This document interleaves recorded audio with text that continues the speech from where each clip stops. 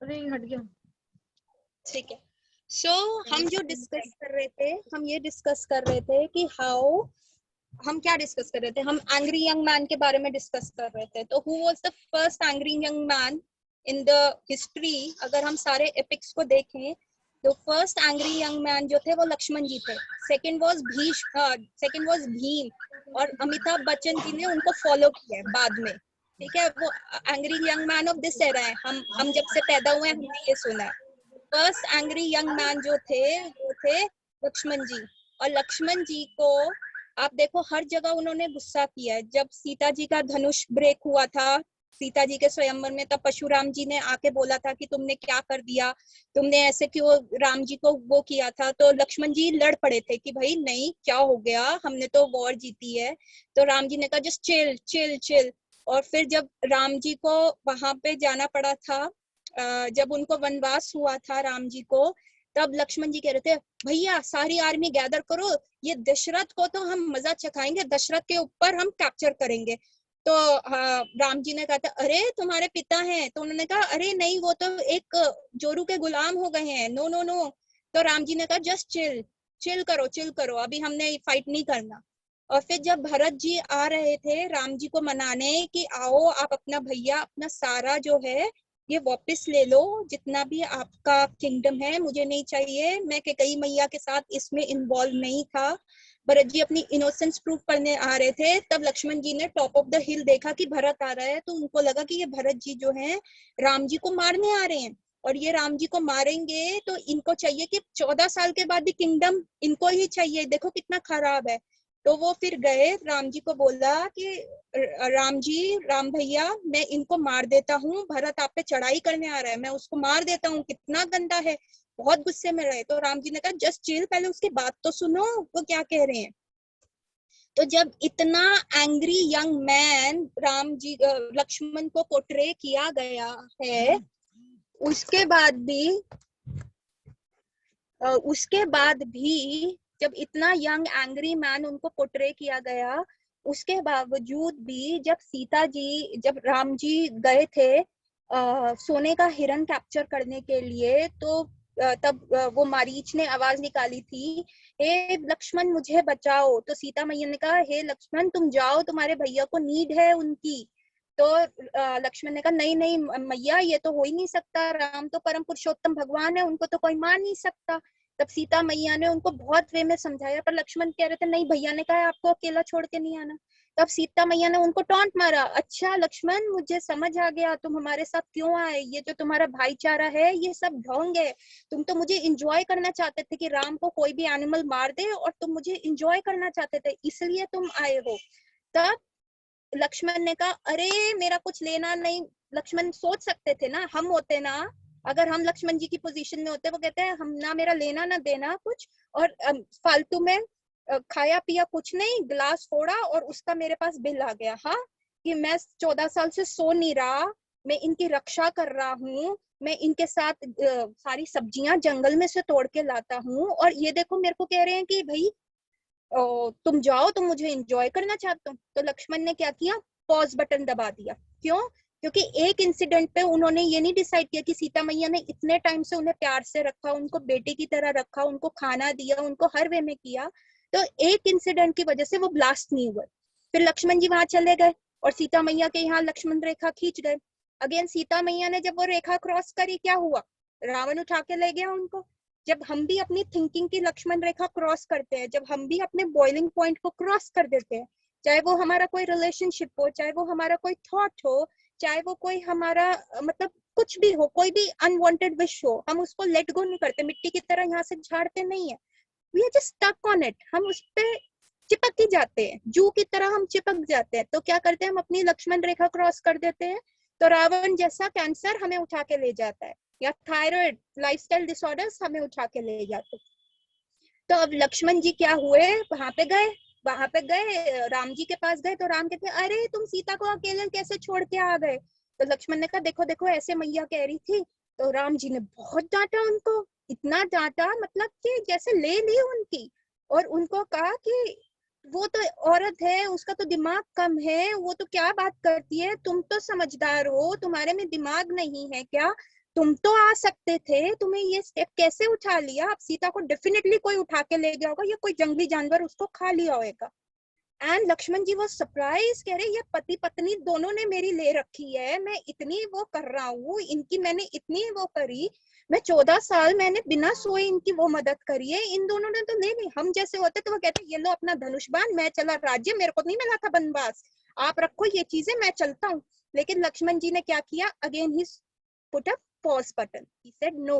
राम जी ने कितना कूल रखा मेरे साथ, मैं कैसे था, कितना मतलब बिल्कुल पलकों की तरह मेरी रक्षा करी, तो मुझे ऐसा नहीं, सुन लिया उन्होंने, उनका भी सुन लिया।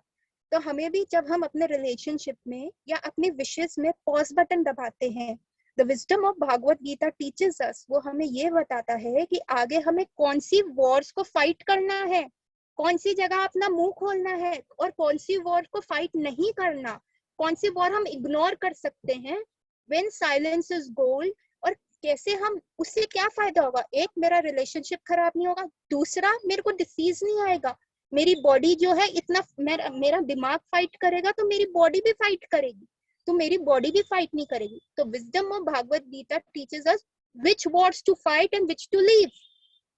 ठीक है, सिर्फ विक्टिम मत बनो, पर कहाँ करना है वो सोच समझ के चलो, जहां आप जीत सकते हो, जहां आप आगे बढ़ सकते हो, जहां आप सारी चीजें दे सकते हो। तो अभी तक किसी का कोई प्रश्न? इससे क्या होगा? मेरे को कैंसर नहीं होगा, ना मेरे लंग्स पे इफेक्ट होगा, ना मेरे लिवर के ऊपर इफेक्ट होगा। ठीक है, क्योंकि दिस इज द सेफ्टी वे। किसी का कोई प्रश्न? हाँ जी रोजी जी, अनम्यूट कर लीजिए अपने आप को। सोनल, गोल या बोल का क्या मतलब है फिर? गोल मतलब कि कौन से युद्ध लड़ने हैं, जब मेरी नजर गोल पे होगी। अच्छा, या गोल। बोल, गोल या बोल, बोल इज मेंटल चार्टर, मेरे माइंड के जितने बोल, जैसे दुर्योधन सिर्फ बातों का धनी था ना, मैं ये कर दूंगा, मैं ऐसे जीत जाऊंगा, सिर्फ बातों के धनी मत हो, अपने गोल पे नजर। मेरे कान में अगर अच्छा म्यूजिक चल रहा होगा, मैंने लीड लगाई हुई है, मेरे दरवाजे पे क्या खटखट हो रही है, बाहर क्या राइट्स हो रहे हैं, कौन लड़ रहा है, कौन क्या कर रहा है, मुझे नहीं पता चलेगा, क्यों? I am enjoying my music, मुझे नहीं पता चलेगा।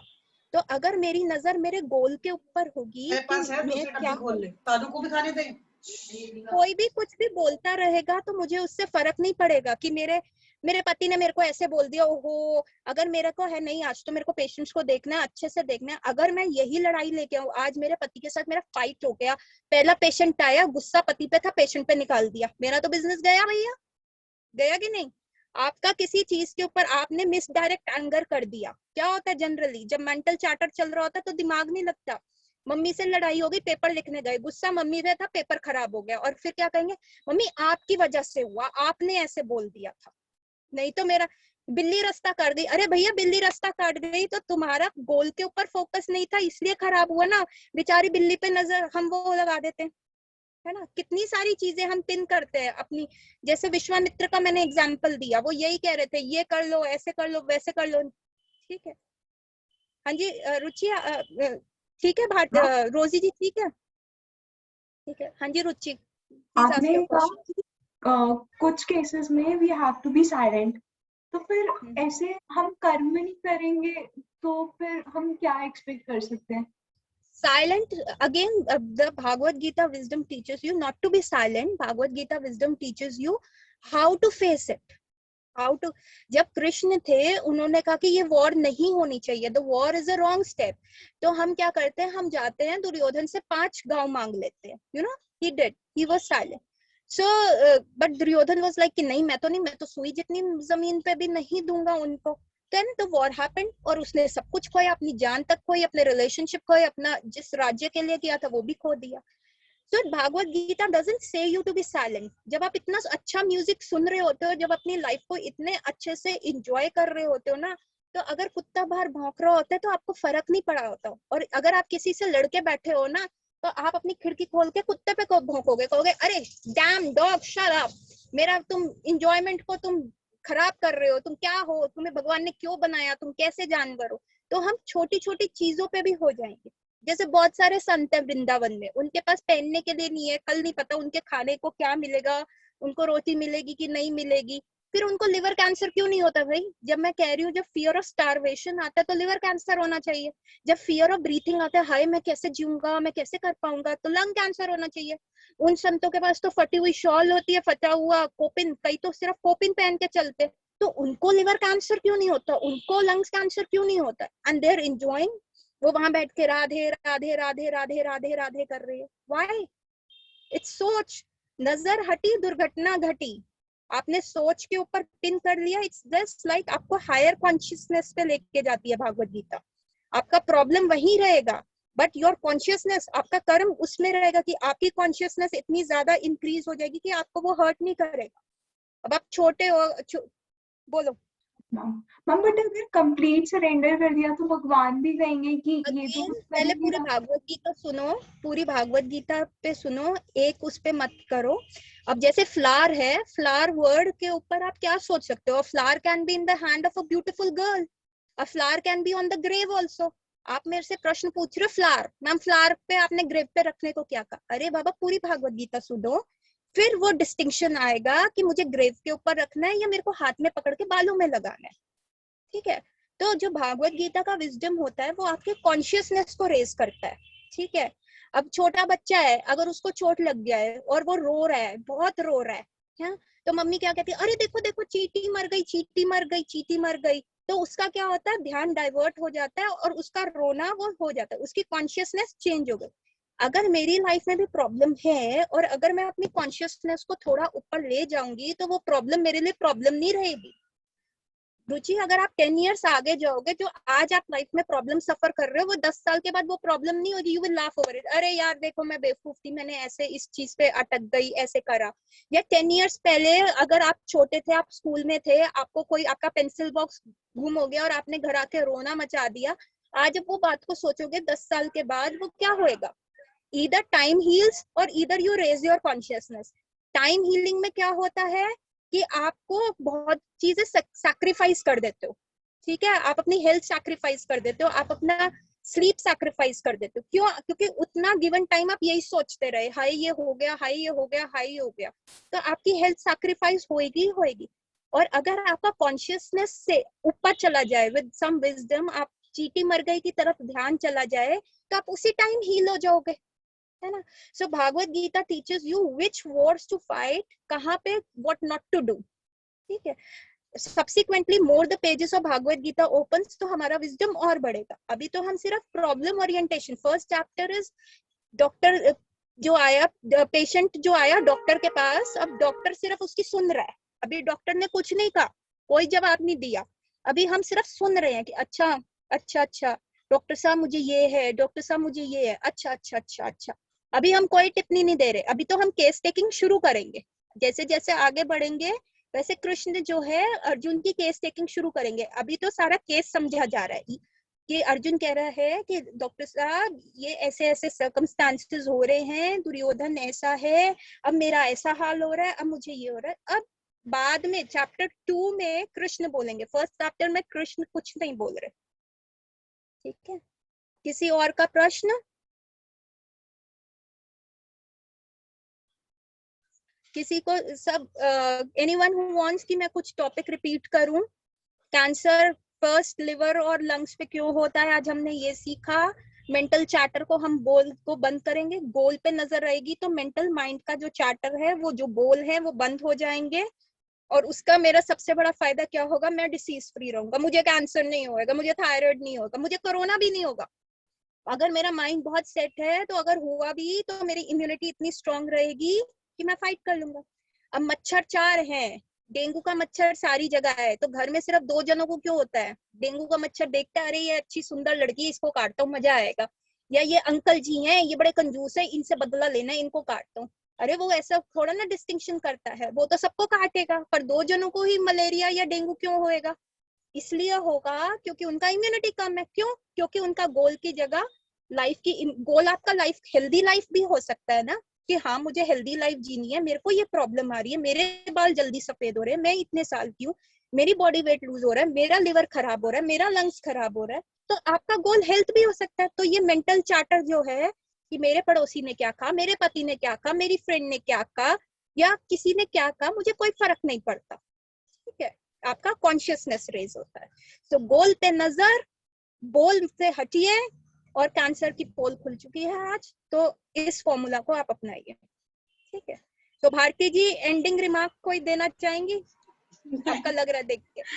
नहीं, एंडिंग रिमार्क नहीं, नहीं नहीं, आज मैं बड़े ना फिक्स में हूँ, पूरे साल मेहनत करी और हमारे 10th के पेपर कैंसिल हो गए, 12th के लटक गए, तो बड़े मिक्स इमोशंस में हूँ मैं अभी। Neither I am happy nor I am sad. फिर अब मैंने अभी भी ये समझाया कि कृष्णा आपने कुछ सोच के ही करा होगा, ऐसा किया है तो। So this is what surrender, this is what raising your consciousness. नहीं नहीं, मैंने तो सरेंडर कर दिया। आजकल तो मैं बड़े मजे में रह रही हूँ। मैं सुबह से बोलती देख लेना, अपने आप देख लेना जो करना है। मैं तो अपना सो जाती हूँ, देखी जाएगी। So let's end our class here. अगली बार हम 1.11 पढ़ेंगे, फर्स्ट चैप्टर का 11, और आगे देखेंगे कि दुर्योधन क्या कर रहा है और वो हमें कैसे बचा सकता है। दुर्योधन अभी हमें टिप्स दे रहा है कि भैया मैंने ये गलतियां करी, तुम मत करना, मेरी तो लाइफ बहुत लंबी थी, तुम कलयुगी जीवो की तो 70-80 साल है, उसमें भी तुम रो रो के जी लोगे, ठीक है। So let's end the class. सब अपने हाथ ऊपर कीजिए एंड लेट्स चैंट। सब अपना ऑडियो वीडियो ऑन कर लीजिए और ऑडियो ऑन कर लीजिए ताकि सबके पास नजर आए। आई एम सो स्वेटी, मेरे पे ही सारा फोकस रह रहा है, तो सब अपना ऑडियो और वीडियो कीजिए। अच्छे लग रहे हो, स्वेटी लग रहे हो तो भी अच्छे लग रहे हो।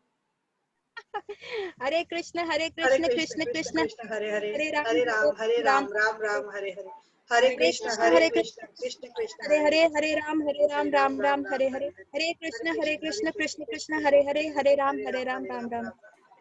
हरे कृष्णा एवरीबॉडी। जो इन सारे न्यू ज्वाइनिंग्स है प्लीज ज्वाइन अगेन, और जो पुराने जितने भी हमारे हुए हैं आप उनको YouTube पे मेरे चैनल पे देख सकते हैं। मैंने वो गरिमा जी से YouTube का चैनल का लिंक शेयर कर दिया था। हाँ, तो यू हैव एनी क्वेश्चंस तो कांटेक्ट रुचि एंड भारती जी, क्योंकि ये हमारे ओल्ड स्टूडेंट्स हैं और ये अच्छे से समझाएंगे। और ये वो वाले जो बैठे हुए हैं पेपर दिए ही जा रहे हैं, अभी पुराने बच्चे हो गए, इनके पेपर नहीं हो। ठीक है, हरे कृष्ण एवरीबॉडी। हरे कृष्ण।